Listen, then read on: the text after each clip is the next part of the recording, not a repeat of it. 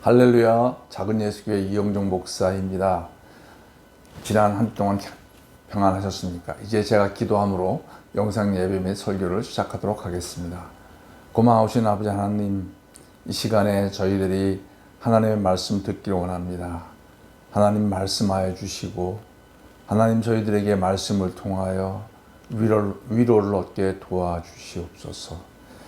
예수님의 이름으로 기도하였습니다. 아멘. 오늘은 출애굽기 24장 1절로 3절 말씀이 되겠습니다. 제가 봉독하도록 하겠습니다.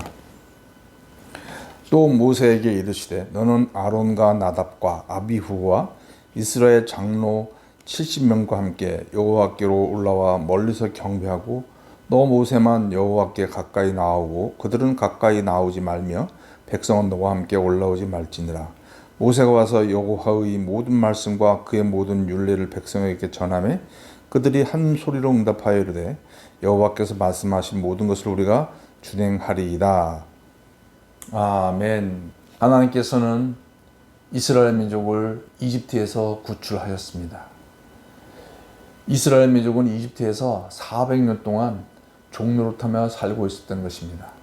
그리고 그들은 사람의 형상으로 만든 그 신 앞에 무릎을 꿇고 기도하고 또 지성을 드리는 그런 종교에 익숙하였습니다. 이 세상에는 많은 종교들이 있습니다. 대부분은 사람의 모양을 돌이나 나무나 어떤 금속으로 아주 참 신비롭게 만들고 그 다음에 그것을 신비로운 장소에 갖다 놓고 우리의 신이다 라고 하면서 마음을 다해서 그 앞에 지성을 드리고 또 무릎 꿇고 기도하고 복을 빌고 있는 것을 우리는 봅니다. 그래서 그런 형상을 가진 신, 그런 것들이 이 땅의 많은 종교들의 모습인 줄 압니다. 사람의 형상을 만들어 놓기도 하고 때로는 어떤 동물의 모양을 만들어 놓기도 하고 또 벌레 같은 어떤 그런 이 모양을 가지고 또 만들어서 신이라고 하는 그런 이 땅에 많은 종교들이 있습니다. 그러나 이스라엘의 하나님은, 그리고 이 성경의 하나님은 형상이 없으신 분입니다. 예수님께서 말씀하시기를 하나님은 영이시니라고 하셨습니다. 그것은 귀신과 같은 존재라는 것이 아니라 우리 형상, 우리가 보는 인간의 눈으로 볼 수 있는 그런 분이 아니라는 뜻입니다. 그러나 하나님은 분명히 살아계신 분이신 겁니다. 하나님께서는 이스라엘 민족을 이집트에서 구출하실 때에 그들이 본 적도 없는 10가지 기적을 통하여서 이스라엘과 또 애굽 사람 앞에 분명히 여호와 하나님이 유일한 하나님이라는 것을 보여주셨습니다. 그리고 200만이나 되는 이스라엘 민족을 이끌어내십니다. 그리고 그들 앞에 홍해가 가로막혀 있을 때에 하나님께서는 인류 역사상 전무후무한 사람의 마음으로도 생각하지 못했고 귀로도 들어보지도 않고 눈으로 본 적도 없는 바다를 가르시는 기적을 일으키셨습니다. 이 기적을 믿지 못하겠거든, 믿을 수 없다면 오늘날 이스라엘 민족을 보시면 됩니다. 이스라엘 민족이 지금 존재하는 것은 그들의 역사 가운데 분명히 이런 홍해가 갈라지는 역사를 그들은 역사적으로 기록하고 있는 것을 그들의 역사로 갖고 있는 것입니다. 그래서 하나님께서는 놀라운 그런 기적을 통해서 홍해를 가르시고 이제 그들을 이스라엘 200만이나 되는 민족을 이스라엘 그 홍해 가운데로 인도하시고 두어 달에 걸쳐서 이 시내 산 앞에 이스라엘 민족을 이끌어 오신 겁니다. 왜 하나님께서는 이제 이스라엘 민족을 이 시내 산 앞으로 이끌어 오셨습니까? 이스라엘 민족은 그들은 하나님을 마음으로 알고 있었고 그들의 귀로와 머릿속으로는 하나님의 존재에 대해서는 알고 있었습니다. 왜냐하면 이스라엘 민족의 조상이 되는 아브라함과 이삭과 야곱, 그들의 조상이 하나님을 만났다고 그들은 전통적으로 믿고 있었던 것입니다. 그리고 이스라엘 민족은 이집트 사람과 다르게 종족이 다릅니다. 셈족이라고 하는. 그래서 자기들의 문화와 혈통을 지키고 있었고 그래서 그들은 또한 자기 나름대로의 이 종교를 계속 유지해야겠다고 생각을 하고 있었던 것입니다. 그러나 이스라엘 그 노예 생활하는 그 이스라엘 민족은 그 누구도 하나님 직접 만나본 적은 없었고 그들이 믿는 하나님은 그냥 아득히 먼 옛날에 전설 속에나 존재했던 그런 하나님으로 그들은 알고 있었던 것입니다. 그런 이스라엘 민족에게 하나님은 자신이 살아계신 하나님이라는 것을 그들의 눈앞에 보여주기를 원하셨던 겁니다. 그래서 이제 시내산 앞에 시내산에 하나님이 임하셨습니다. 그들이 전설로만 알고 있었고 정말 하나님이 존재하는가라는 의문이 있었을 때에 하나님께서는 200만에 되는 사람의 눈앞에 자신을 나타내신 겁니다. 하나님이 이 시내산에 나타내신 것은 몇몇 사람들이 눈앞에 나타내신 것도 아니고 한 20명의 사람이 눈앞에 나타내신 것도 아닌 것입니다. 그것은 그냥 몇몇 사람들이 본 내용을 가지고 확대 해석해서 기록한 그런 내용도 아닙니다. 200만이나 되는 사람의 눈앞에 하나님은 분명히 자신을 나타내신 것이었습니다. 하나님은 살아계신 하나님이십니다. 이제 하나님이 나타나셨을 때 어떤 모습으로 나타나셨습니까? 출애굽기에 보면 엄청난 떨림이 있었습니다.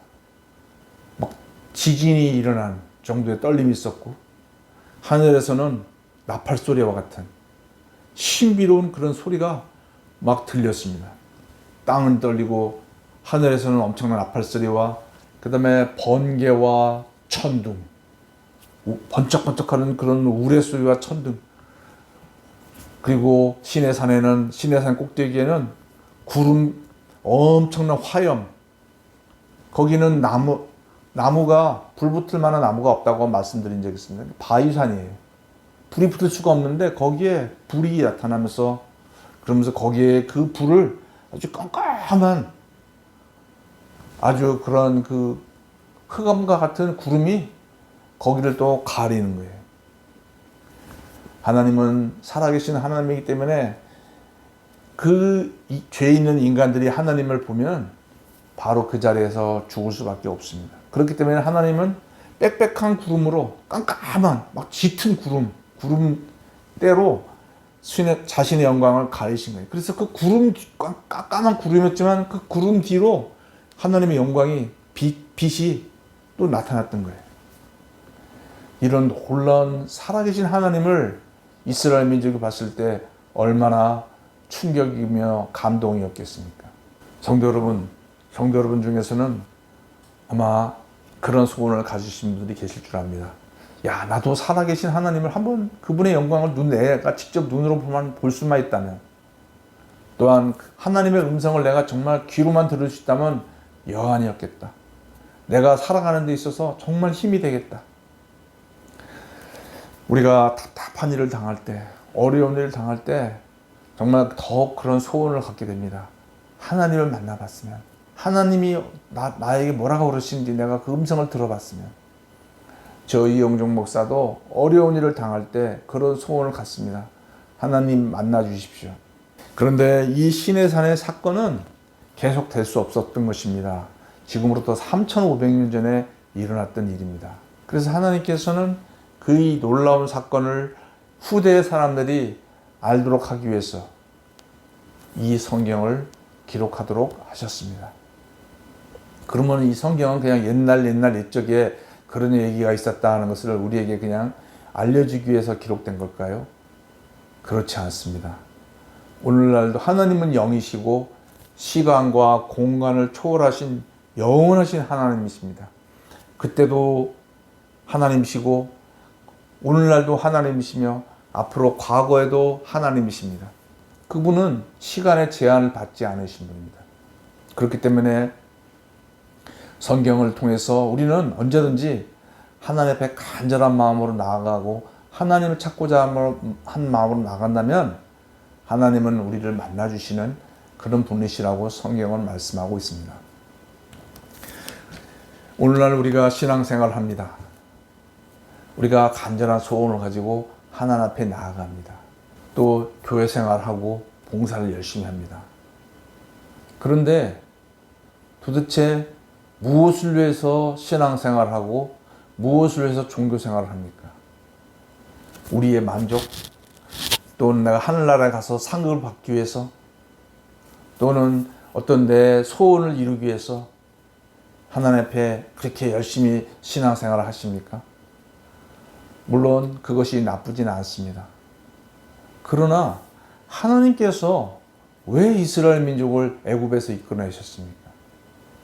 그냥 단순히 이스라엘 민족을 가나안 땅에 가서 그들이 잘 먹고 잘 살도록 하기 위해서 이끌어내셨습니까? 물론 그런 뜻도 있습니다. 그러나 하나님은 이스라엘 민족이 하나님이 누구신지를 알기를 간절히 원하십니다.